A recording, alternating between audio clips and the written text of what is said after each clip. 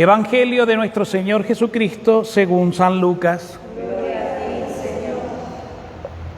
Jesús dijo a sus discípulos: el Hijo del Hombre debe sufrir mucho, ser rechazado por los ancianos, los sumos sacerdotes y los escribas, ser condenado a muerte y resucitar al tercer día.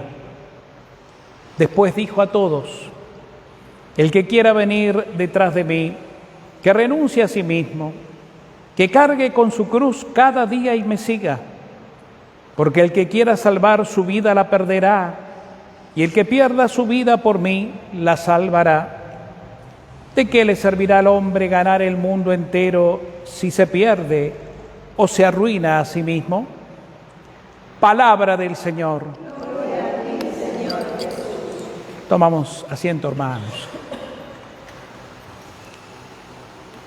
Bueno, queridos hermanos, ustedes saben que el tiempo de Cuaresma pone el acento en el llamado que el Señor en la Iglesia nos da a lo esencial, a volver a lo esencial, a lo que es fundamental, y a no dejarnos llevar por las distracciones propias de la vida, que obviamente son muchas. La vida espiritual, en definitiva, toda, es un caminar en esa línea, en la línea de la profundización, del descubrir la identidad, del descubrir la presencia de aquel que realmente es el autor y el fundamento de nuestra existencia. Y aquel que nos ama porque nos dio la vida justamente por amor. Y nos ha redimido, y la prueba más grande del amor que nos tiene es Cristo. Y nos ha redimido en Cristo. Con toda clase de bienes, dice Pablo, espirituales y celestiales. Espirituales porque nuestra salvación y nuestra verdad es espiritual, no es ni material, ni psicológica, ni nada que humanamente podamos llegar a entender como factor de felicidad. La única felicidad es espiritual, brota de lo espiritual, ¿no? Y celestial porque obviamente nuestro destino es el reino. Entonces, en esa toma de conciencia que se va dando en la intimidad con Dios, por eso uno de los pilares fundamentales de los tres que nos ofrece la Cuaresma es la oración. Ahí vamos intimando con Dios para que Él, justamente, sea Él, solo Él, quien nos vaya revelando esta buena noticia. Que nos vaya revelando, por los dones del Espíritu, esta gran verdad. Esta verdad que nos hace libres. Esta verdad que nos llena de paz, de la verdadera paz. Porque al liberarnos de las ataduras que nos esclavizan, ¿no? Y que pasan todas por la cabeza, ¿no? Y yendo a lo espiritual, entonces logramos encontrarle sentido a la vida y la vida cambia. Es como que la visión cambia, ¿no? Empiezo a mirar la vida y a mirarme desde otro lado, desde el lado de Dios y no desde el lado del mundo. Yo creo que uno de los grandes problemas que tenemos es poner demasiado hincapié en las cosas del mundo. Y darle, porque nos pasa, ¿no? Creo yo, demasiada entidad o demasiado poder al otro. Fíjense cuántas veces nos brota espontáneamente tener que dar explicaciones. No está más la respuesta el sí o el no, sino el sí pero. Y en ese sí pero elaboramos toda una tertulia de explicaciones y demás que el otro tal vez ni le interesen. Pero como que hay una necesidad a veces, en tiempos más, tiempos menos, pero de hablar, de explicar. ¿Y de explicar qué? Y bueno, de explicar lo inexplicable a veces. Porque hay en nosotros un sentimiento de culpa. O como les decía, poner demasiado hincapié en el otro, en el de afuera. Esos productos justamente a veces de una autoestima lastimada, por una identidad desencontrada. Tal vez parte de la Cuaresma en esta intimidad con Dios sea, bueno, preguntarnos en presencia de Dios, ¿realmente quién soy? ¿Quién yo creo que soy yo? ¿Quién soy yo? Lo que dicen los demás, lo que piensan los demás, lo que esperan los demás, lo que demandan los demás de mí. Porque si entramos en esa, que nos suele suceder con frecuencia, obviamente nos va a chupar de tal manera el mundo como lo hace, que nos va a descalabrar por dentro, generando no solamente sabores amargos de grandes insatisfacciones, porque el mundo pide, pero no da nada. Fíjense qué diferente es Dios, que no pide nada y lo da todo. El Padre nos amó desde el principio con un amor eterno. Y ese amor, como verdadero amor, es un amor de entrega. Y ese amor de entrega que generó vida, que creó todas las cosas y que nos dio el ser a nosotros y nos consagró como hijos amados, se manifestó plenamente en Jesucristo. Un Dios que lo da todo. Lo da a su Hijo enviándolo al mundo como uno más, como hombre. Y ese mismo Hijo que pasó entre todos como uno más, nos fue hablando, nos fue revelando el amor del Padre, que el reino de Dios ya había llegado. Y es ese Hijo que no solamente se quedó en las palabras, ¿no?, de enseñarnos de mil maneras el amor del Padre y llamarnos a la conversión, es decir, vuelvan a Dios que los ama, vuelvan a mi Padre, que es su Padre, a mi Dios, que es vuestro Dios. Dio también la vida, sin guardarse nada, y como les digo, sin pedir nada a cambio. Qué distinto es Dios con respecto al hombre. Entonces es bueno tener en cuenta esto, porque si le rendimos demasiada pleitesía al mundo, nos va a pasar lo que advierte esta primera lectura del libro del Deuteronomio, ¿no? Hoy pongo delante de ti la vida y la felicidad, o la muerte y la desdicha. Si escuchas mis mandamientos, dice el Señor tu Dios, hoy te prescribo, si amas al Señor tu Dios y cumples su mandamiento, sus preceptos, vivirás, te multiplicarás, es decir, serás fecundo, fecunda, y el Señor será tu Dios. Él te bendecirá en todo momento y un día te dará la eternidad, ¿no? Ahora, ¿qué es cumplir los mandamientos de Dios? Es cumplir leyes externas por el simple hecho de que si no las cumplimos tenemos miedo a un castigo. No. Cumplir los mandamientos de Dios es recibir a Jesucristo en nuestra vida, descubrir a Cristo en mi vida y llegar a decir con Pablo, ¿no?, esa frase que a mí, por lo menos, me describe una persona que ha hecho todo un itinerario de verdadera conversión, al punto de decir, ya no soy yo, es Cristo quien vive en mí, para mí la vida es Cristo. Y Pablo lo expresa desde un testimonio de vida y de experiencia. Justamente fíjense ustedes entonces que la Cuaresma nos invita a la conversión. Y la conversión es entregarle al Señor el corazón, entregándole todo, que el corazón es vida, es lo que bombea vida, ¿no? Si el corazón se para, no hay vida, desde el punto de vista fisiológico, pero también desde el punto de vista espiritual. Por eso decimos te amo con mi corazón, es decir, te amo con todo mi ser, te amo con aquello que le da sentido a mi vida, con la misma vida que a mí me habita y me mantiene vivo, yo te amo. Cristo así lo dijo y lo entendió y por eso murió y resucitó. Y por eso una de las grandes advocaciones más amadas por la Iglesia, por nosotros, es el Sagrado Corazón de Jesús, donde uno se pone a contemplarlo y ese Jesús que tiene el corazón en la mano, la vida divina que se entrega. Toma, esto que el Padre me dio y me envió a dar, yo te lo doy. Es mi vida. Es todo un camino interior, como ven. Es todo un camino donde ahí entendemos de qué se trata cumplir la voluntad de Dios. Es dejarlo a Dios que sea en mí, dejarlo a Dios que me haga feliz. Y poder de esa manera también, de alguna forma, ¿no?, configurarme con toda la creación. Desde Cristo, por supuesto, ¿no? Francisco de Asís, cuando experimentó esto, decía, toda la creación es mi hermana. Alabado seas mi Señor, por todo. La hermana luna, el hermano sol, la hermana tierra, los hermanos pájaros, el hermano lobo. Todo es mi hermano, mi hermana. Porque experimentaba eso, que el hombre trasciende.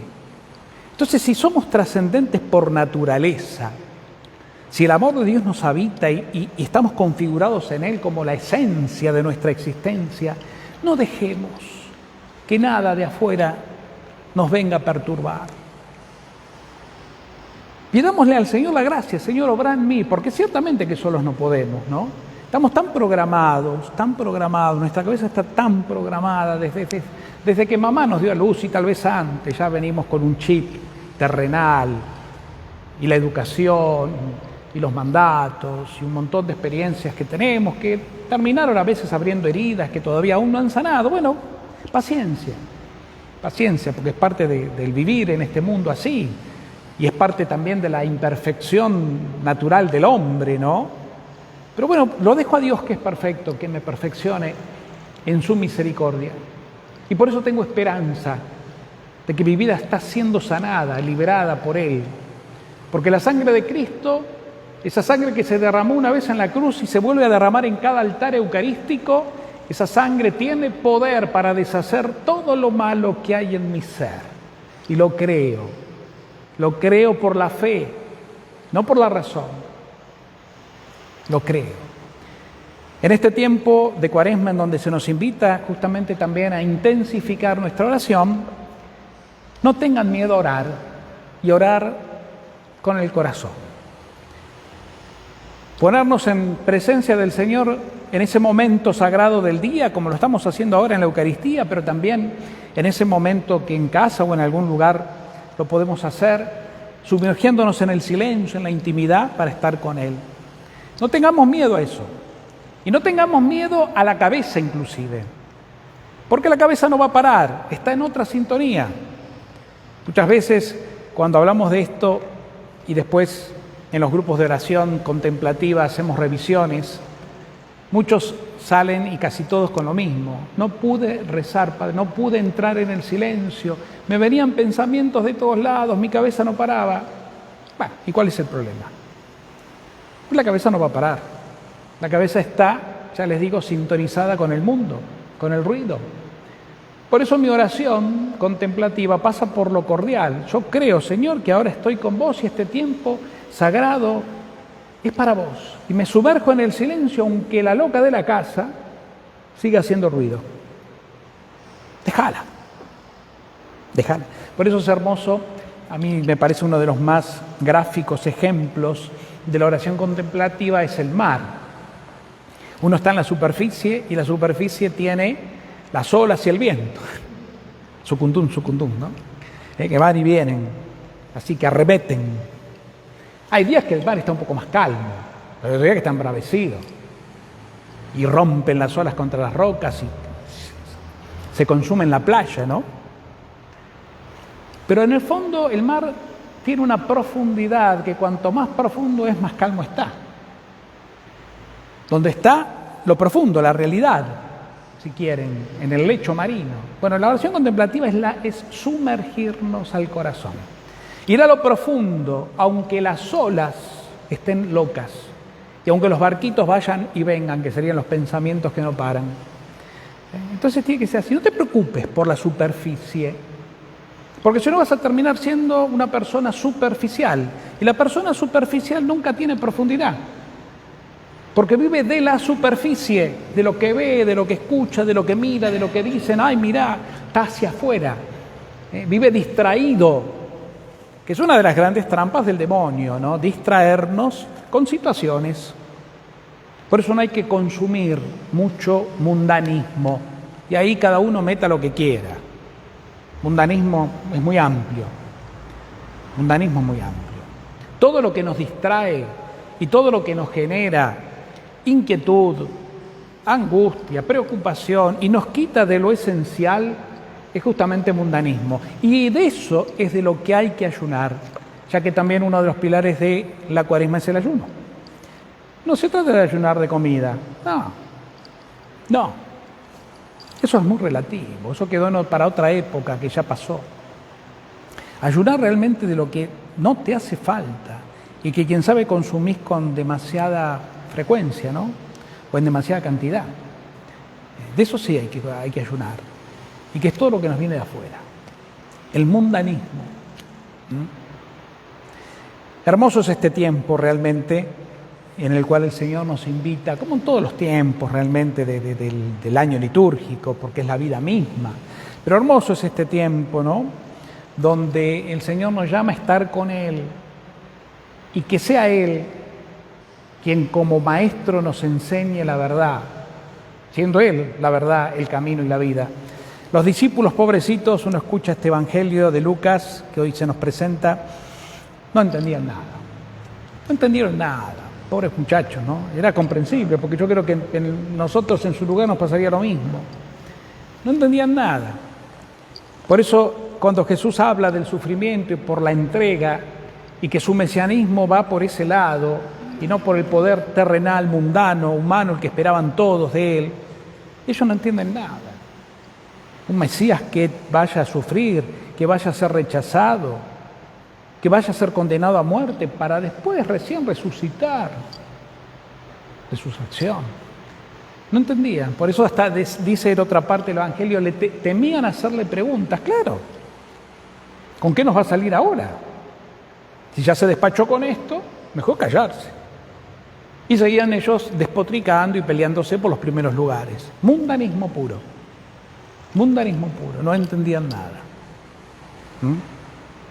El que quiera venir detrás de mí, renuncia a sí mismo. Renuncia al mundanismo. Renuncia. O sea, no le des lugar. No le des lugar por lo menos protagónico. Pues estamos en el mundo. Y hay cosas que no son tan fáciles pero por lo menos no le des tanto protagonismo. Eso que te quita la paz, eso que te corroe por dentro, que te angustia, no. Eso o esos, o esa, o ese, cada uno sabrá, todos sabemos, ¿no? Feliz el hombre que pone su confianza en el Señor. Todos ante Dios somos iguales, todos. Cristianamente, desde el Papa hasta el último cristiano. Humanamente, desde Milei o Trump hasta el último piojo de la tierra. A los ojos de Dios somos todos iguales. Solo Jesucristo, ¿no?, es el referente absoluto de la verdad que nos hace libres. Entonces nada en este mundo que te quite la libertad y la paz interior es de Cristo. Nada. A eso renunciar. Nada ni nadie, por más encumbrado que sea o poder que se le haya dado, nada.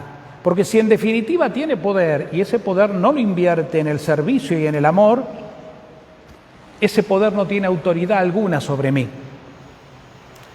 Y muchas veces los hombres con su poder nos hacen sufrir.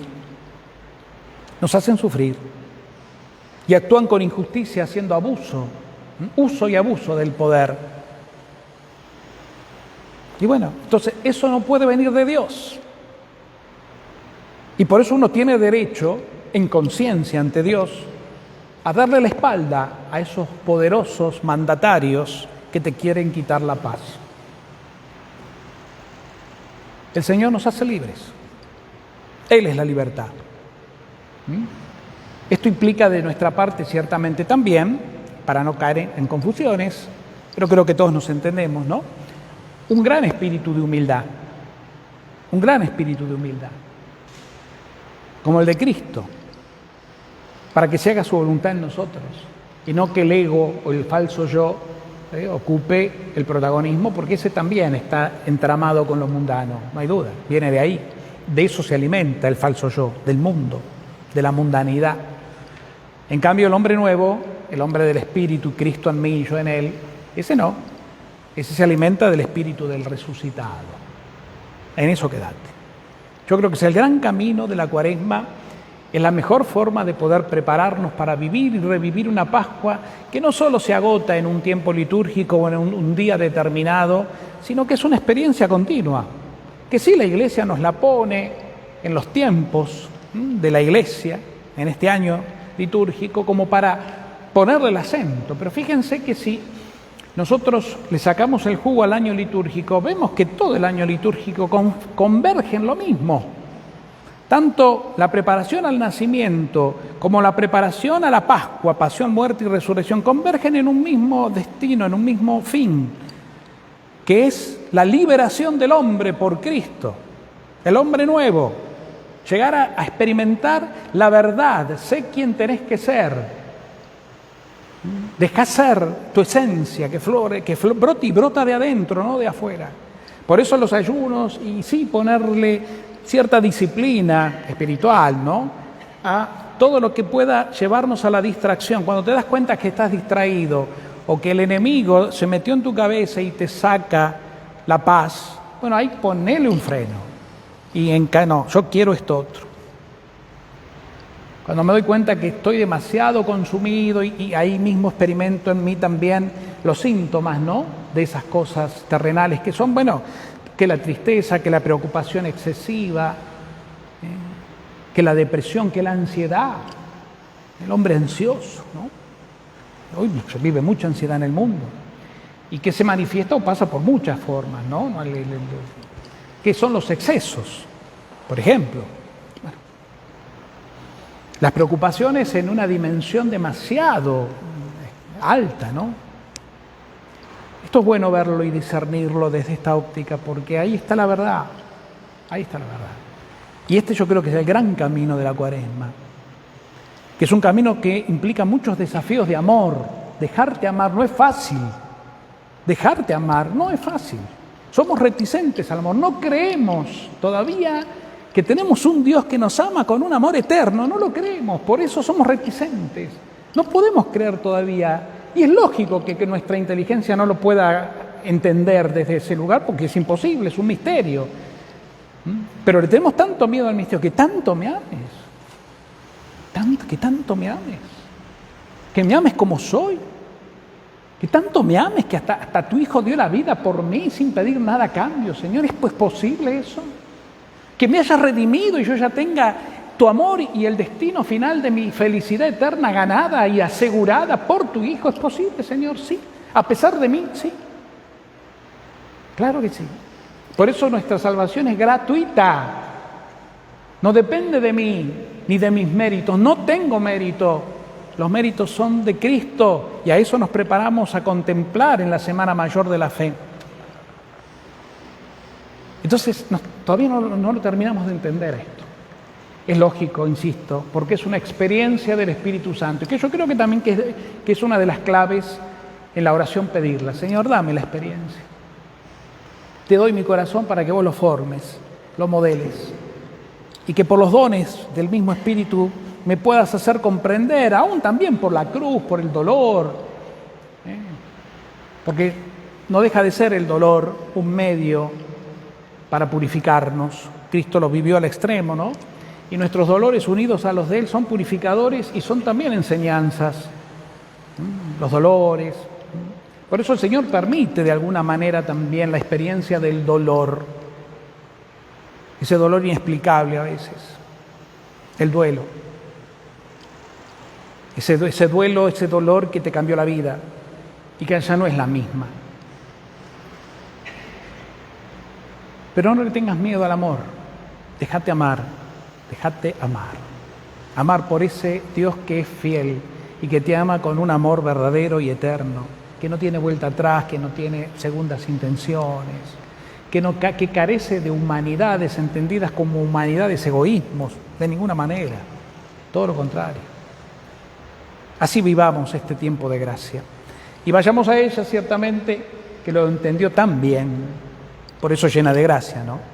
No han sido los méritos de ella o la inteligencia humana de María, sino la disponibilidad y la gracia recibida, la que le permitió a ella entregarse humildemente a lo que Dios iba haciendo con ella y con el mundo desde su Hijo. Por eso hoy desde el cielo y en la vida cotidiana nos asiste y nos acompaña. Por eso recurrimos siempre a ella, Maestra de libertad. Que así sea.